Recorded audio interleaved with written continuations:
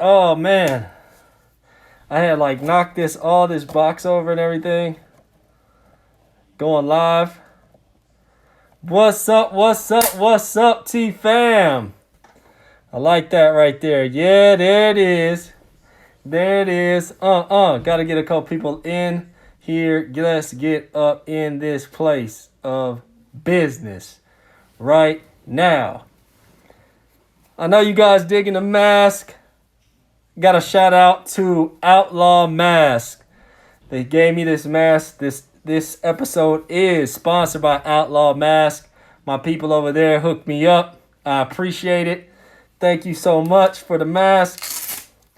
They got all types of different colors. The good thing about the mask is this.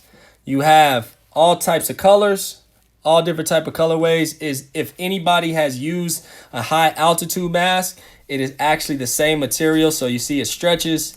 You can reuse it. It's got filters to take out all the dust. You can see that on the inside. Boom. And it's got a nice little Velcro strip in the back. So it's easy to take on and off, put on and off. And it feels amazing. So if anybody is looking for a mask, I would recommend Outlaw Mask. Yes, sir. Now, this is another episode of Tea with Reggie, and I'm your host, Reggie Williams. Thank you so much for joining me. This is a show about wisdom and reality. Ooh, guess what? Guess what? I'm feeling good today. This show is going to be great. I need you guys to stick around. But before I get into all that, I know you want to know, like, man, what's going on, my man Reg? Like, what's in the cup? What's in the cup today? Today is ginger. Yogi ginger tea. The good thing about ginger is it supports digestion, which is all about your gut health. Right now in these rough times that we're in, we got to make sure that we're doing the best ways to stay healthy. And ginger is good for your gut. So this is good for your gut. Also good things for like your equilibrium and all that kind of stuff. So that's the tea that I'm drinking on tonight. I love it. Gonna take me a little sip. I put a little lime in there tonight too, so it tastes a little better. But the quote for the day is, "People who love are compassionate." Again, that's people who love are compassionate. But before I get into that talk, I need you to do me a favor. Go ahead, follow me at Reggie at Dodge on Facebook and RW Dodge on Twitter. That's Reggie at Dodge on Facebook and RW Dodge on Twitter. All right. I'm going to get into the talk. I'm going to just go straight into it right now. So, people who love are compassionate. Again, people who love are compassionate. Now, I know you're all thinking like, of course, like people who love are compassionate. That's like simple. That's reality, right? But in our day-to-day lives, this task actually is a little bit tougher. Because why? Because we are all selfish as people. And whenever I look at a quote like this, I mean, there's so many people that pop up in my head, right? I got tons of people that pop up in my head, but there's only one that I would say fits this description the best, and that's actually Jesus, right? So like Christ is love, right? So Christ was love, and he showed us his compassion. Now, you have to remember, if any of you know the story of Christ, right? How did he show his love? How was he showing his compassion, right? So the whole thing is that we hear it day in and day out. We hear the word, "I love you," we hear it from our colleagues, and, people might get a little drunk or something and tell their friends they love them and how much they'll die for them and all kinds of things, right? But reality is this. Reality is that the only way that you can prove love is through action, right? So the words don't really mean anything. The words are good and the words are affirming, but the only way that I actually know is when you go through. So how did we know that Christ was compassion? How did we know that he was love? Well, because he went through. See, he showed us these examples, and then through that example, right, he at the end gave his life. Who did he give his life for? He didn't give his life for himself. He gave it for other people. He showed his sympathy for others, even when things were going not his way. And a lot of times for us, we only want to show that compassion or give that compassion when things are going our way. But the ultimate test is when we're tried, when things aren't perfect, in times like these, right? So in times like these, when people are buying up all the toilet paper or hoarding food or doing things like that, that's not showing any compassion. That's not showing any sympathy. I'll give you an example. I was watching a video the other day, and it was of two ladies.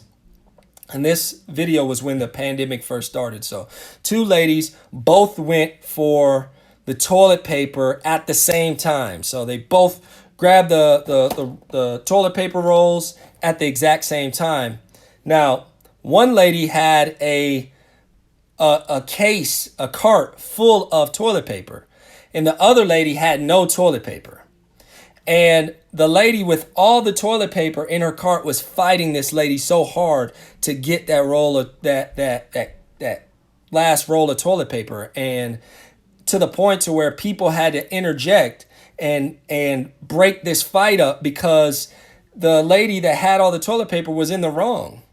But this is the kind of things that we talk about as far as having compassion. This is when you don't have any compassion for somebody else or any sympathy for somebody else, that they don't even have a cart. The lady just wanted one, but this other person had a whole cart full. So when we're going into every single day life, when we're stepping out into the world, right? If we are love, then we have that compassion. I can tell just by that lady. I don't know this lady from Adam, but I can tell you that she is not love. Why is she not love? She is not love because of her actions. See, that action, that one little small action that I saw was that you're not love because this person obviously just wants one roll, but you have a whole case full, but you want everything to yourself. This is sometimes, right, the problem with capitalism. And that I don't find anything wrong with capitalism, but what I do find wrong is that you will have people that have so much that are willing to give nothing, right? So they're taking and they're hoarding everything for themselves, but there's people out on the street that are starving. They're again saving food for months and months and have refrigerators full of food and freezers full of food, but there's people out in the world that are starving. So look at your love meter. And if you feel that you are loved, then there needs to be some action behind that love. You have to have compassion.